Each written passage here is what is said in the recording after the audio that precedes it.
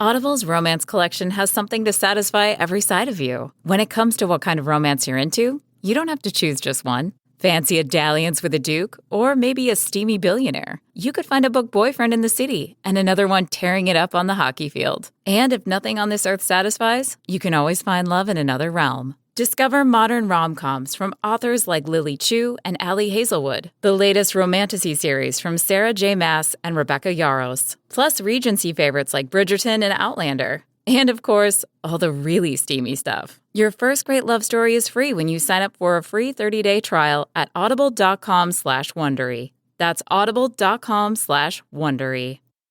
I have to tell you, Lindy, Yeah. I really love different ways that beams are built for buildings, and you have a very Thank you. Yeah. I live in a log cabin in rural Washington, so I'm up in the attic.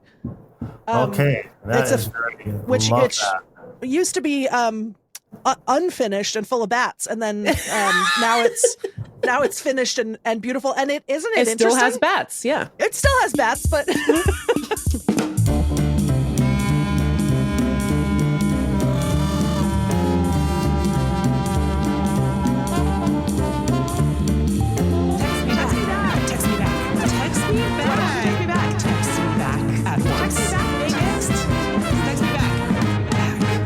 Hello and welcome to Text Me Back podcast, the only podcast. I'm Megan Hatcher-Mays.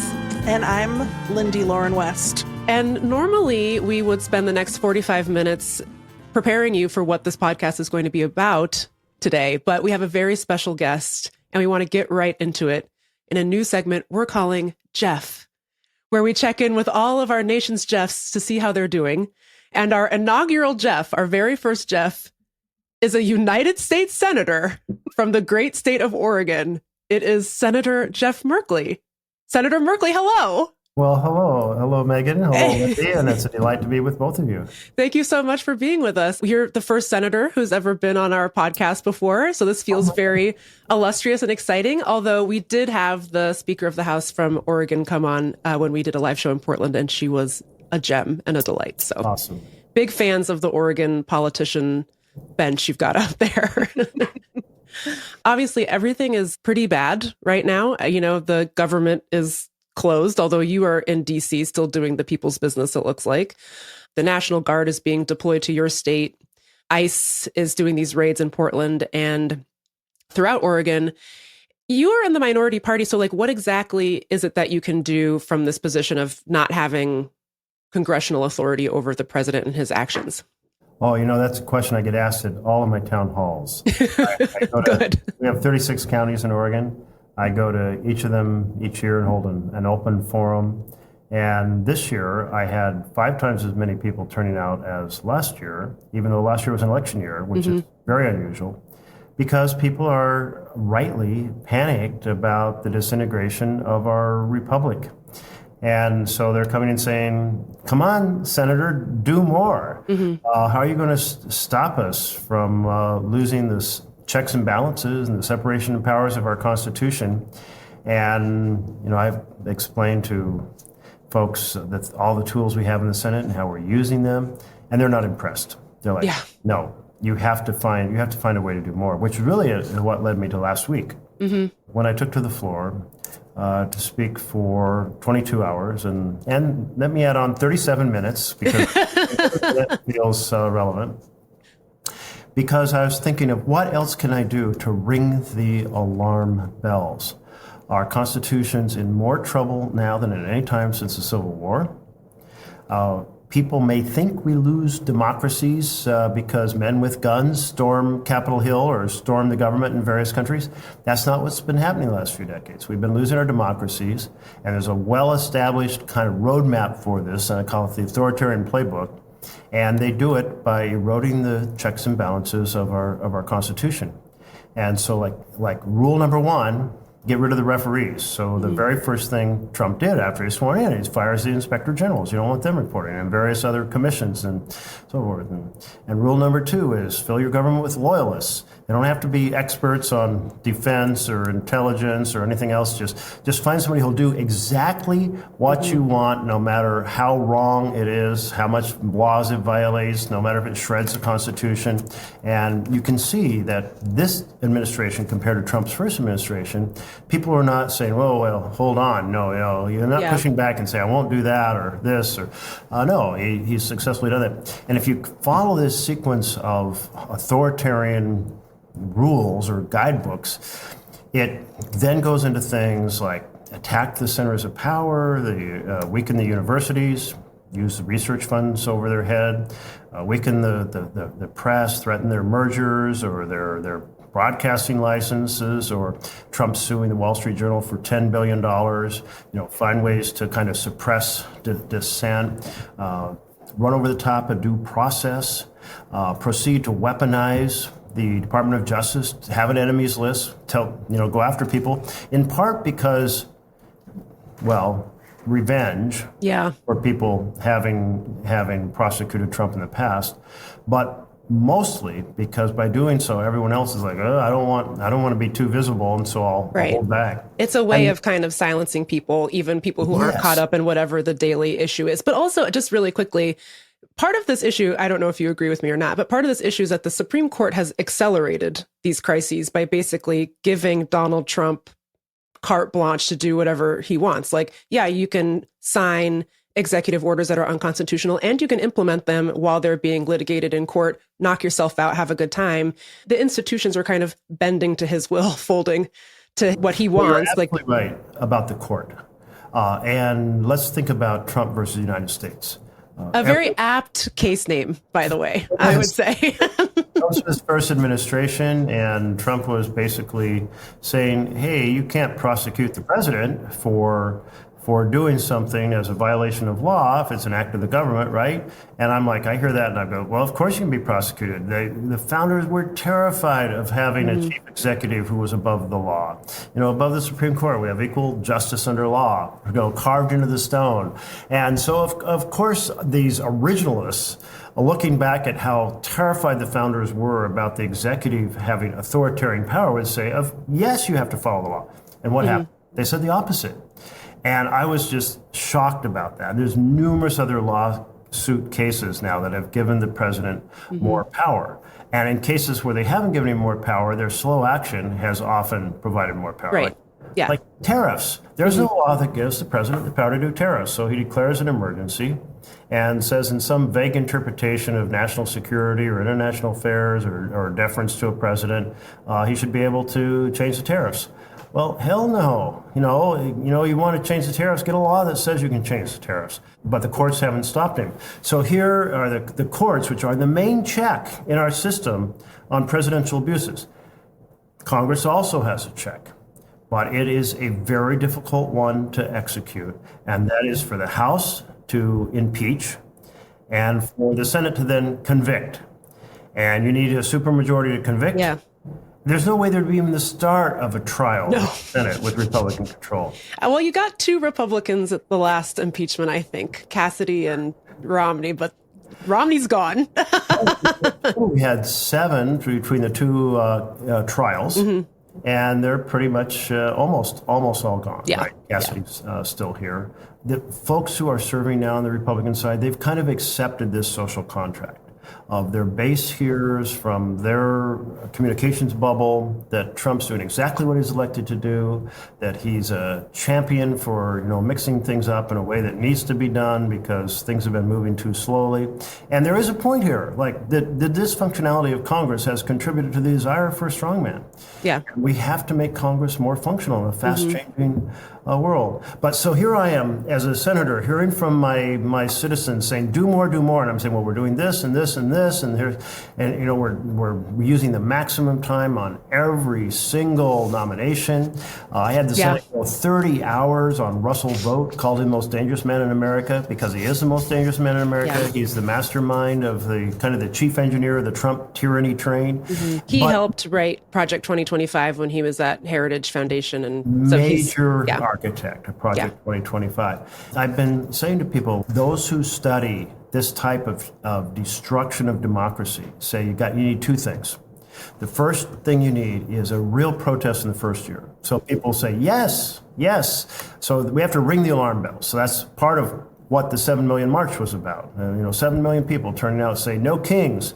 And that's incredible. So I just want to thank everybody who turned out, all the creative signs, all the whimsy, all the people just knowing that there's something really wrong. This is not kind of inside the Beltway concerns about some big moment of constitutional law, right? It's like people understanding their country's being dismantled. There's been a lot of discourse around the No Kings March about people protesting the wrong way, people being too silly, having too much fun. Their signs are too funny. A lot of that was focused around Portland. We had a lot of guys dressed up as frogs. Do you feel like there is a right way and a wrong way to engage, or is it okay to find some kind of joy and levity at these actions? It's really important to use creativity and joy, because here's the thing. Trump wants riots, because riots will justify authoritarian power. So when we had his Federal Protective Service assaulting peaceful protesters in Portland, it was horrific. Watching a woman stand there who is talking to two people. They've asked her to move back. She's moved back. She's out of the way. She's conveying to them, she doesn't like that she has to, but she's following instructions. Watching a third person walk up and just do a full spray of pepper spray into her head at no warning, and she's on the ground, she's gasping for breath, and it's like, oh my God, we got these unmarked folks, sometimes face masks, people being shot from the roof with pepper balls. They are trying to provoke a riot. So my message to Portlanders was, don't take the bait. They want riots, don't give it to them. Protest at a distance or protest in creative ways. And I mean, we've had outside the ICE building, we've had a roller disco dance, we've had cha-cha, a slide, we've had a wedding, we've had the dog squad. Did you officiate the wedding? I would have loved to. I wish I had asked. We had the unipiper on his unicycle and his bagpipes. Amazing. I mean, we had the women in pajamas handing out pastries. We had the keep your paws off Portland with all the little puppy dogs. I love that. I mean, no, this is important because what he wants is to say that there is a rebellion justifying military force. How does it feel to you I know how it feels as a person who lives in this country, but these are your coworkers. And here you're sitting here saying this sentence to us that the president wants riots to justify military violence against civilians in the streets of Portland. I mean, are you having like an existential crisis every day? How do you feel? Yeah. It is just like you pinch yourself and go, it's really going on. Let me tell you, like today, we have the president saying he's going to cut off food stamps, SNAP, in the month of November. We have a program that created a contingency fund specifically so people would never go hungry in case of a government shutdown. That program has over $5 billion sitting in it. We have an interchange, it's called the interchange program, where the president can use other funds to fund nutrition assistance. And the president comes along and his team posts on the website in September, okay, we have this law, we can do this, we're going to do this, people will not go hungry. And then they pull that down and say the president canceled SNAP. Oh, in my state of Oregon, you've got 200,000 kids on SNAP. The president's saying they can go without food for a month because I want to use harm to children as a negotiating tactic. I'm like, I'm just stunned. And so, Lindy, I'm stunned time and time again. In the first Trump administration, when I read the Attorney General's speech, and it seemed to appear to say that they were planning to separate children from their parents at the border to discourage immigration. And I said to my team out loud, I said, this can't be right. This interpretation can't be right, because no American administration, I don't care how red or blue they are, no administration would hurt children in order to discourage immigration. And somebody on my team said, well, there's one way to find out, go down to the border. So that weekend I went down to the border, and I became the first member of Congress to see kids being separated from their parents in this warehouse. And I'm just floored. So I was floored then, I'm floored now, I'm floored by every piece of this authoritarian takeover. I'm stunned by how slowly the courts are responding. I'm excited at how the people are responding. Yeah. But you need that response, and then you need the next election. And this brings me to the biggest factor in the authoritarian playbook, which is... Will there be a next election? That's it. Rig the next election. Either cancel it or rig it. And you see the president's doing all these things, right? He is proceeding to try to do a national voter registration database. He's demanding the database, including Social Security numbers from across the country. The Secretary of States from various states are fighting him, and they're filing suit, and they're not providing them. But the fact that they're trying to do it is dangerous. They want to be able to purge that list and thereby influence the next election. And the gerrymandering. Yes. Gerrymandering.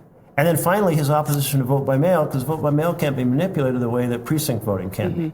And so every piece of this potential entrenchment is coming. So yes, Lindy, I am stunned time after time after time. It just must be so strange. So Lindy and I grew up in Seattle. Obviously, we both spent a bunch of time in Portland and have a lot of affection for Portland. Maybe a little bit of sibling rivalry from time to time, whatever. But it's just like when you grow up in a city, like not a lot of stuff really phases you. So to me, it's just bizarre to hear about Portland and Seattle and Chicago and New York being talked about as these like cesspools of depravity or something, when it's just people going to work. And I live in DC now, which is unique in a lot of ways, but that means it's a lot easier for Trump to send National Guard into not just the mall, but into our neighborhoods. I've seen ICE in my neighborhood. And it's just like nothing all that bad happens here. And yet, and I just think that like the silliness of the protest kind of counteracts that too, or like the whimsy of the protest counteracts this idea that our cities are demonic, like scary war zones or something. I guess my question is, I know you were one of the lead sponsors of the For the People Act five or so years ago, maybe a little bit, maybe 4. Time means nothing, Senator Merkley. And I just wonder if you look back on that and think, wow, that feels a little bit quaint. Like would those reforms that are in that bill be enough to battle back like what we're seeing now? Do you think that if it had passed, do you think we'd be in this mess? It's something that I worked on when I was at Indivisible, and I, to this day, have like nightmares that it didn't pass. And so I guess I'm just curious how you feel about it. No, in the Senate, it was Senate Bill number 1. It was my bill. I threw my heart and soul into it, and it took on gerrymandering, though not as aggressively as I wanted. That was a House side problem. It took on dark money, and while it couldn't stop the dark money existing, it could make it so it wasn't dark. That is, you could know who was behind every dollar. And on the voting process, the voting registration process, the voting process itself, the counting of the ballots, all of that gained huge amounts of protection, including every person in America being guaranteed the ability to do early voting or vote by mail, which are 2 counter effects to the whole effort to manipulate Election Day. And Election Day is so easy to manipulate. You go into a community and you move the precinct, you put out false information, you put it where there's no parking, you put in machines that break down, you put in staff that screw things up, you put in a long line, you send intimidators, etc. I mean, it's so easy to suppress the vote on Election Day, which is why Trump hates vote by mail. Right. That bill would have made a huge difference. And we had a motion to go into a talking filibuster, in which case, yes, the minority could have slowed down the process of voting on it by speaking at length, and every senator could have spoken twice to the issue for as long as they wanted, but we could eventually have gotten to a vote. And that talking filibuster, which I've been advocating for since I came here, means obstruction is visible. It's done before the people. The argument's in front of the people. The people can weigh in. And there's an incentive to compromise because those who are obstructing have to do hard work, and the majority that needs to take care of business can't afford for the floor to be tied up for weeks and weeks. So either you can get to a compromise, or ultimately, if you can't, you can get to a vote. And of course, it still has to go through a chamber. It has to go through a presidential signature. So there's still other checks, but it gives the minority a voice, but not a veto. And on something is important, and we had Manchin and Sinema say they were defending the filibuster, but what they were doing was defending the version that takes no effort and therefore increases paralysis. So they every time I hear them say they're defending the filibuster, no, they were defending the worst version, which destroys public input and paralyzes the Senate. Also, what a weird thing to defend as opposed to voting rights. But I think your staff is saying we're at about 20 minutes. Lindy, do you want to ask about trinkets or best friends? Oh, please, go ahead. We're going to end on something nice. I have to choose between our two hardball questions? Well, just ask them both, and if you stand up and leaves in the middle of it, we'll know. I have two hardball questions to go out on. Don't try to weasel out. Question 1, Meagan and I are getting through this crisis by buying little trinkets and items to make ourselves happy. What's your favorite trinket/item that you keep on your desk? Question 2, who's the nicest person in the Senate? Who's your best friend? Let's see. In terms of number one that I keep on my desk, I don't have, all I have is a University of Oregon cup, but I've been trying to acquire an Oregon State cup. Well, just to be fair. Oregon State, if you're listening. In honor of our last president, I also have... Oh, some shades. Oh, that's good. That's so cute. My wife and I over the Oregon coast. Are those his actual shades or just an homage? Homage. An homage to Joe Biden's aviators. I like that. They are reminding me that we had a president that we could work with. Yes. But the other cup I sometimes have on my desk that I don't have today. Oh, wait. Jeff is currently searching for his second trinket. And can you read what that says? Never stop fighting for a better world. Oh, I love that. That's a good cup. That is, that's my motto. I was asked at a TRIO event, where TRIO are the programs that help kids go from high school to college, who are first generation college students. And I was a first generation college student. It was very hard to go from a blue collar community I still live in, where I didn't know anything about college, to college. And I know the stress I went through, and so I'm a big fan. And this person said, the student stood up at a national conference and said, well, do you have a motto? Or he said a mantra. And I said, well, I don't have a mantra, but I do have a motto. Keep fighting to build a better world. So I love that. Well, we're going to try to do that too. Before you go, though, who is the nicest person in the Senate? I think almost everybody would say one of our newest senators is the nicest. That's Peter Welch. He compliments everyone all the time on everything. The man is just a walking bundle of niceness. He is from Vermont, and he has a very pleasant vibe. I think that sounds right to me, yeah. Well, let him know about Text Me Back podcast. We're trying to become the Joe Rogan of the left so that we can influence our next election if we have one. We're going to start selling weird protein powders and stuff. Please don't try to regulate our new business. Senator Jeff Merkley, I kind of can't believe you came on our show, but thank you so much. This was really great. Pleased to be with you. Where can people find out more about what you're working on in the Senate? Well, Merkley.senate.gov is probably amazing. The best place. Okay, we'll bookmark by the way, it. I have to tell you, Lindy, I really love different ways that beams are built for buildings, and you have a very Thank you. Yeah. I live in a log cabin in rural Washington, so I'm up in the attic. Okay, which used to be unfinished and full of bats, and then now it's finished and beautiful, and it still has bats. Yeah, it still has bats, but bats are a good thing, right? They take care of like mosquitoes and stuff. Mosquitoes. They do. Meagan, you would ask me about trinkets on my desk. What's with some of those weapons you have hanging on the wall? Oh, so these are not—they're great question. So these are actually my husband's grandfather's candle snuffer collection. Oh. And one time, this is probably a brag, but one time I was on Chris Hayes, and do you remember remember the room rater guy would rate people's Zoom rooms when they appeared on cable TV? Yeah. I've been rated in the past. What did you get? What did you get? I got a really good rate because I was at a cabin on the coast and I had all this wood and pillars you probably got a 10 behind me, so I got lucky. I also got a 10 out of 10 for the candle snuffers. Okay. So I'm feeling pretty good. That's a very good trinket. It's one of my favorites. Well, I'm glad to know what they are because they look like medieval torture. They do. Yeah, they're really scary looking. Senator Merkley, thank you so much. I hope you have a great weekend and hopefully the government opens up soon. Let's save our republic and ring the alarm bells. Yes, thank you.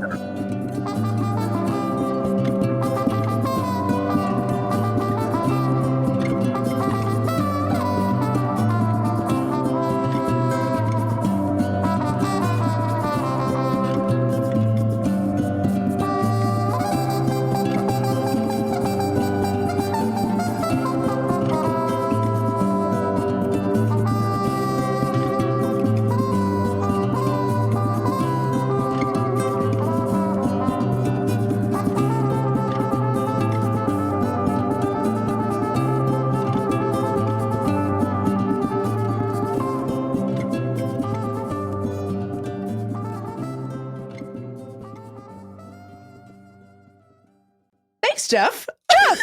Jeff. That was Jeff. Thank you for joining us for our inaugural segment we're calling Jeff. Meagan, is Jeff our best friend? I think Jeff might be our best friend. Meagan. I feel like we learned so much. I know. I loved Jeff. I know. When we were setting this up, Meagan said, I believe Jeff is known to be good-humored. And I said, great. He exceeded my expectations of his good humor.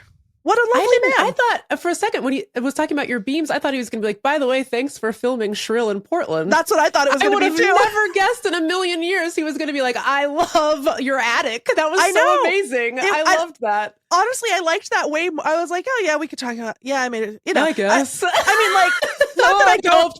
Pump the economy of Oregon, big whoop. Mean, it's just always fun to be asked something you haven't been asked before. And I feel like. Yeah, that was really exciting. I know. And he loved your medieval torture devices. Torture snuffers. Nobody tell him what they actually are. That was really great. Really good, I think. Well, if you're a United States Senator, ideally named Jeff, let us know. And we'll have you on the show anytime. I feel like Jeff wanted to stay. And talk I do more. too. Yeah. I bet he has other meetings and he's like, meh. I'd rather be on Text Me Back podcast. I bet Text Me Back podcast probably is more fun than his meetings. than having a meeting about why the government is ruining everyone's lives. I don't want to go to that meeting either. I know. And like, can you imagine being in charge of that? No. It's your job to save us. I appreciate what he was saying, that like a lot of what's available to the minority just doesn't feel like enough. I appreciate that he acknowledged that people are angry. Yeah. You know? Yeah. Just from my experience, having worked on the For the People Act, it's true that there's only so much that the minority party can do, but he seems really committed to actually solving this problem when they get the chance. I think the issue is like, and this is not about Jeff specifically, obviously. Like I said, I think he's very dedicated to the project of rebuilding our democracy. That's pretty evident. But I think that, he mentioned cinema and Manchin. It's like, that's really the issue at the end of the day, is like, you need people in your party with the courage to actually do something major, even if it means losing your job. Yeah. There's no point in being a United States senator if you do nothing because you're afraid you're going to lose your job. Yeah. Who cares? I love that thing that Tim Walz thing that you brought up about. I think about it constantly. Yeah. Yeah. So you want to say it? You brought it up and then I interrupted you. No, it's fine. You mentioned this Tim Walz quote when we did our election show, whenever that was, 2 years ago? 5,000 years ago. That the point of political capital is to spend it. Right. The point of political capital is not to get it and hoard it. Right. It's to spend it. Like, that's crazy. You got voted in for a reason, and the reason is to spend the political capital that you earned. So it's not to just be like, I guess I'll just do nothing because I'm a baby. Yeah. And I think Merkley gets that. He's been a big champion for, at the very least, like reforming the filibuster, if not like outright getting rid of it. And that really was the reason why that bill didn't pass. It's really sad. Meagan, why is it called? I'm confused because how come there's two different things that are called the filibuster? One is the filibuster, because when you say getting rid of the filibuster, that means the like super majority thing that you need. But how come filibuster also means talking and talking? Well, it used to only mean that. That's what I'm saying. Mean talking and talking, but then they changed the rules. God, it's been so long since I've thought about the filibuster. I forget what year this happened, but relatively recently, like maybe in the 60s or 70s or something, the Senate was like, let's change the rule. Like you can still block a bill, but we don't want to waste all this time talking because we want to go home. I don't want to be here. So now you don't have to talk. You can, but almost nobody does it unless they're trying to make a point, because it gets a lot of attention because it almost never happens. Senator Merkley mentioned this, but during the For the People Act thing, they did a talking filibuster that went on for I watched the whole thing. Yeah. It went on for hours and hours and hours. Everybody got a chance to talk.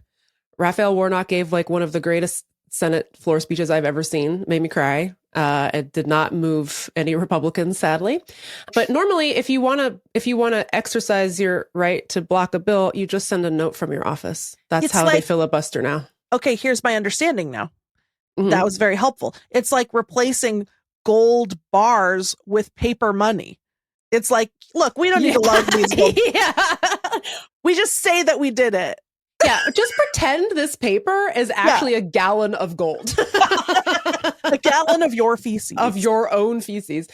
And then there's, I don't know if we really want to get into this, but there's the legislative filibuster, which still exists, to invoke cloture. So you're voting on permission to vote for the underlying bill. It's very boring. Okay.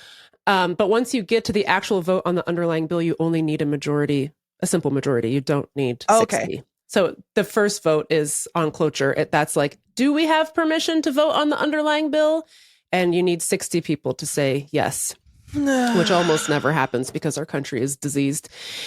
So that's the legislative filibuster. They got rid of the filibuster. They nuked it for judicial nominees. So you don't need 60 votes to vote on a nominee. Okay. Anywhere. So. Well, that's good information. I have been wondering, because I feel like in like high school social studies or whatever. Oh, yeah. I just was taught that filibuster means talking. Yeah, it's the whole Mr. Smith goes to Washington business. Yeah.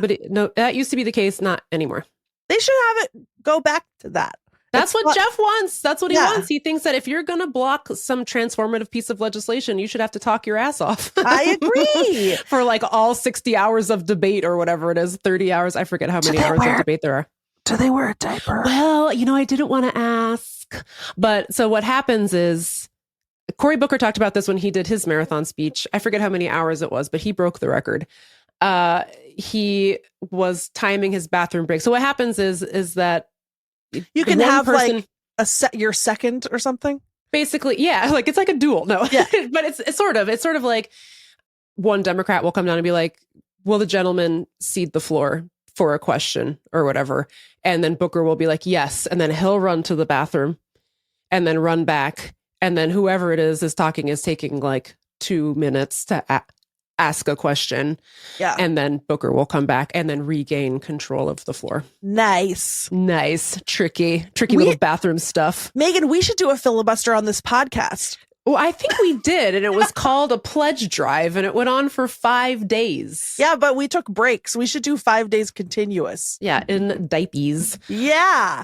Well, we hope you enjoyed hearing from Jeff. We're gonna take a break and talk for like 20 more minutes. And then I have to go do something for my day job. No, ew. Isn't that terrible? Yeah. Yes. You know what I have to do, Meagan? You have to cede the floor for a question so you can go to the bathroom. That's what your face looks like. It's worse than that, Meagan. I have to drive to town and buy fly paper because my house is full of flies. Ew. Nasty. I'll tell you more about that after the break. After the break.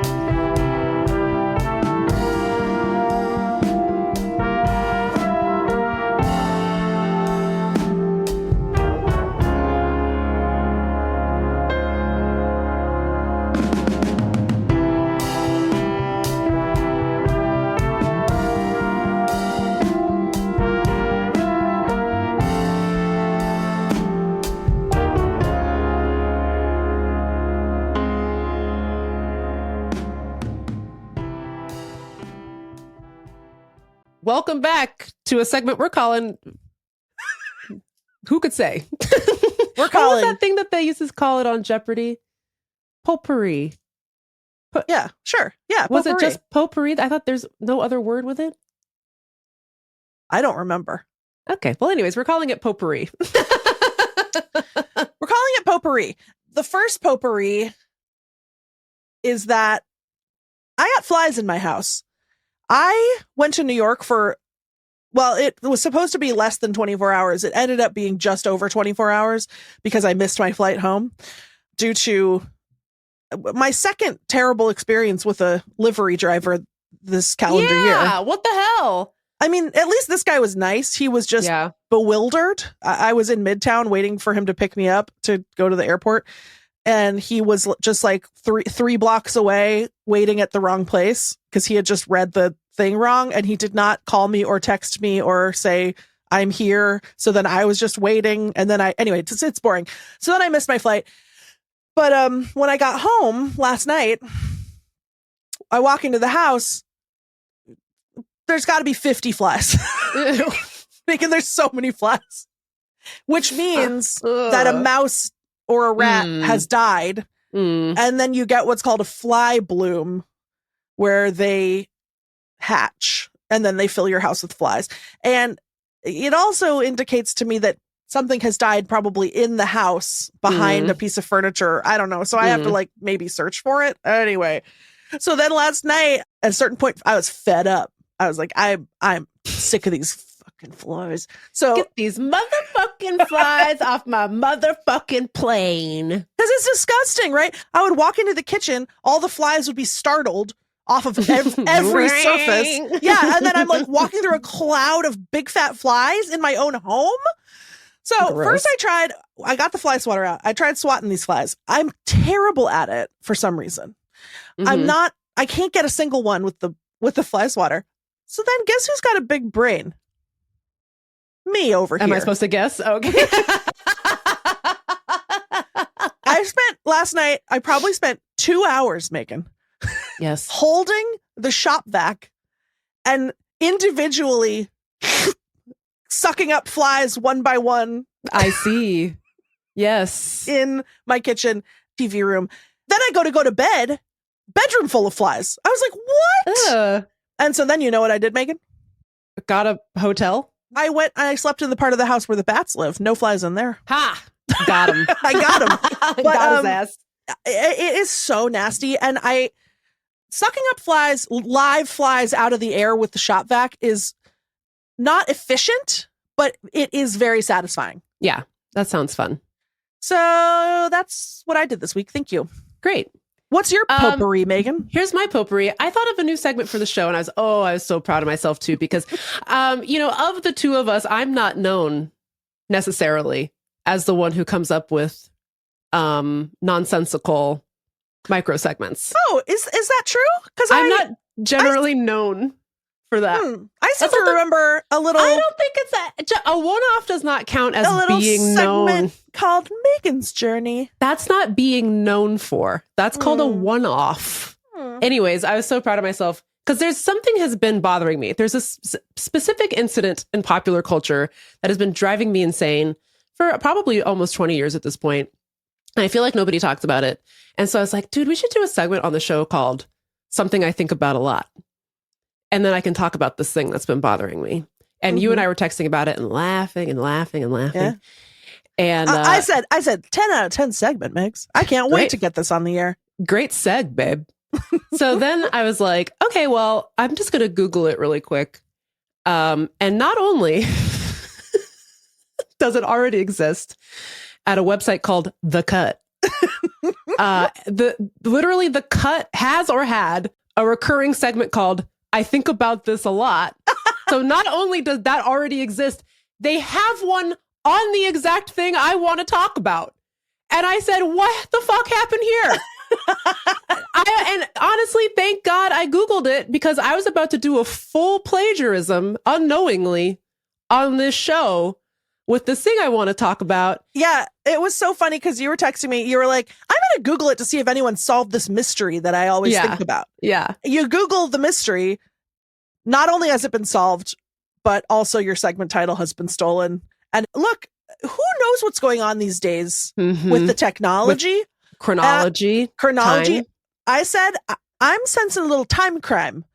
Someone listened to Text Me Back podcast Mhm. next week. Mhm. They went back in time. Someone who works for The Cut.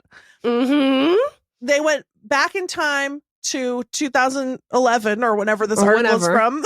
Yeah. And they wrote the You could article say.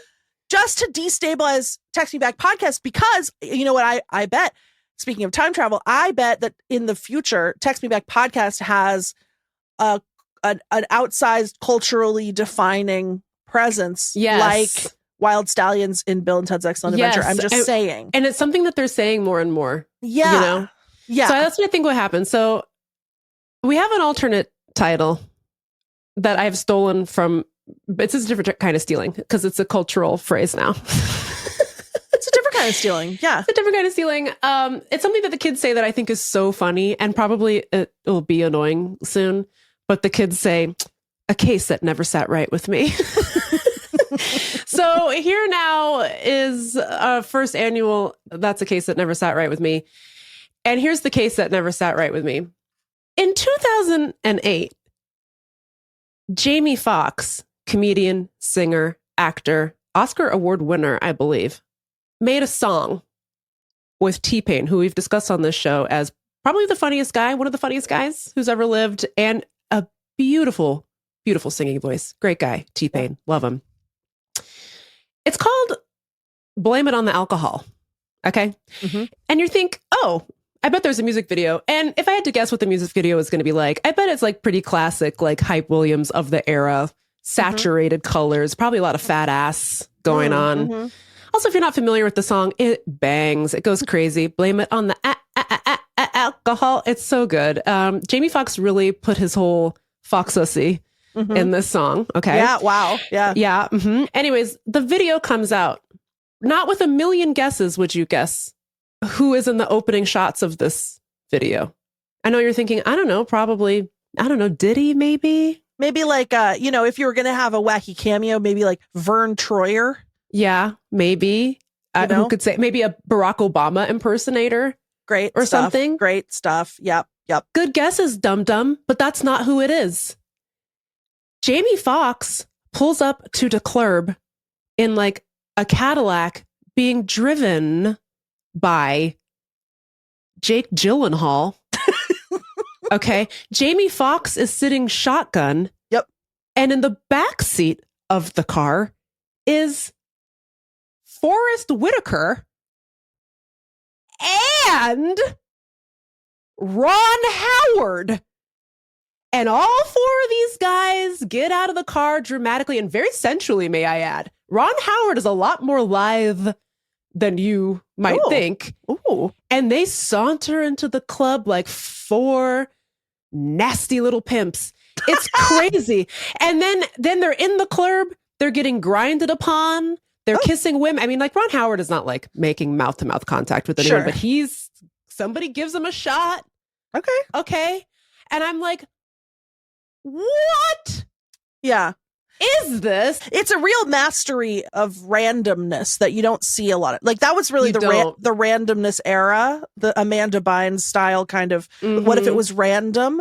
Except most people don't have the random chops to come up with that foursome. It's like it's high level galaxy brain randomness, I think, or maybe it has meaning. I don't know. I don't know either. But here's what I think: only Jamie Foxx could have assembled a crew of such import. Yeah. You know what I mean? Yeah. Now, something that you said when I was first texting you about it is it's kind of giving unlikely animal friendships. Yeah. You know, it's like it's a cat and turtle who are best friends. And so maybe that's kind of scratching an itch in my brain somewhere. Yeah. It's like, you love unlikely animal friendships. A freaking capybara and a tiger. Hello, get into it. I love it. I can't get enough of it. But also it just feels like this is so crazy. This is all we should ever be talking about. Yeah. And yet no one ever mentions it. Does no one remember? Blame it on the alcohol? It was the era of stunt cameos, but it really it would be like Mike Myers dressed as Barack Obama. Or you would have like Well, remember when that 98 Degrees video and they were like, oh, I'm going to get married to my beautiful bride or whatever. And they pulled back the veil and it's Screech. Exactly. You remember that? Yeah. That's the kind of, that's the hack kind of a random wacky cameo. Yeah. And this Jamie Foxx video is not that. It is sublime art. Yes. And also it's not like so much a cameo as they were cast in the video. Right. You know what I mean? Like they're present for the whole thing. They were there on set all day drinking Hennessy with Jamie Foxx. They're the video girls.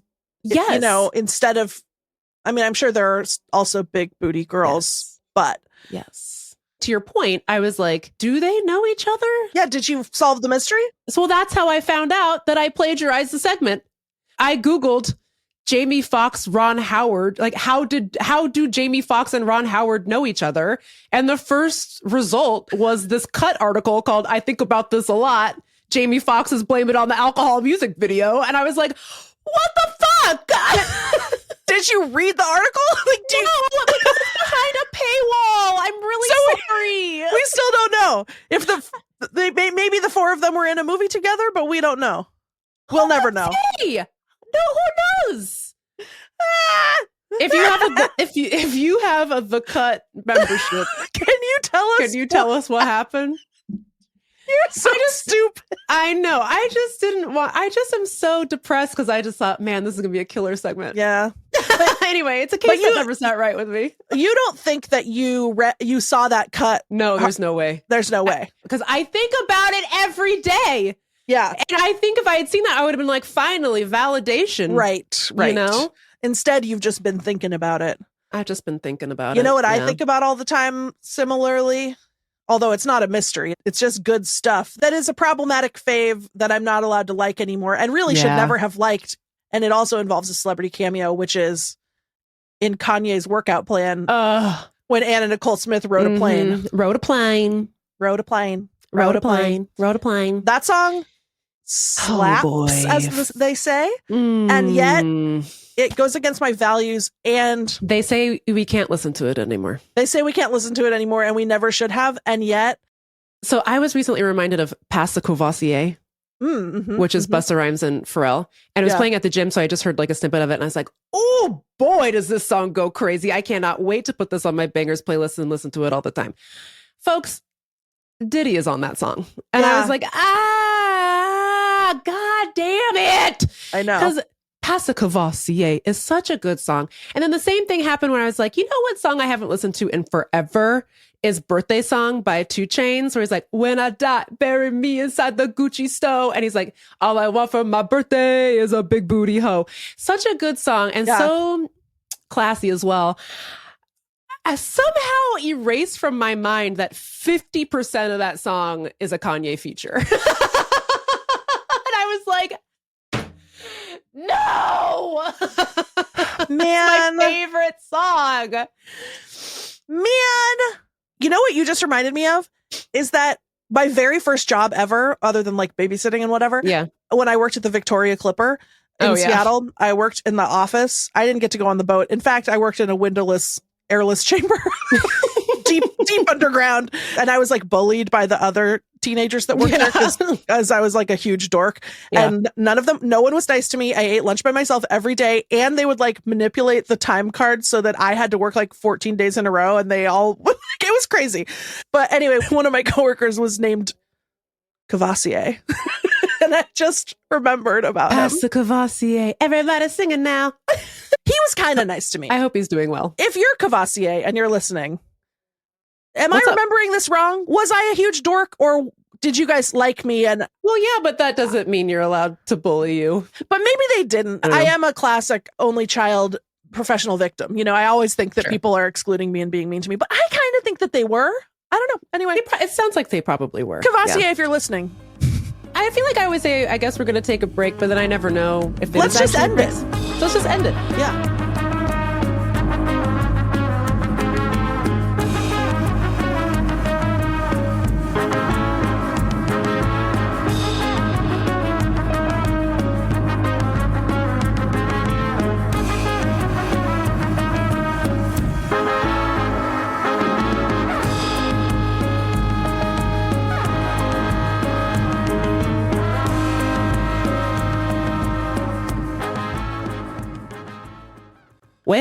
Well, What a great episode. I know. We checked in with Jeff, our first Jeff.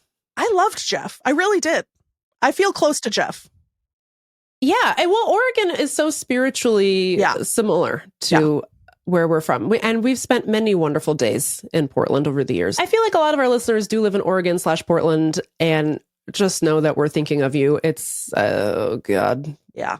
What a time. Just everything is so bad. So we hope you're hanging in there.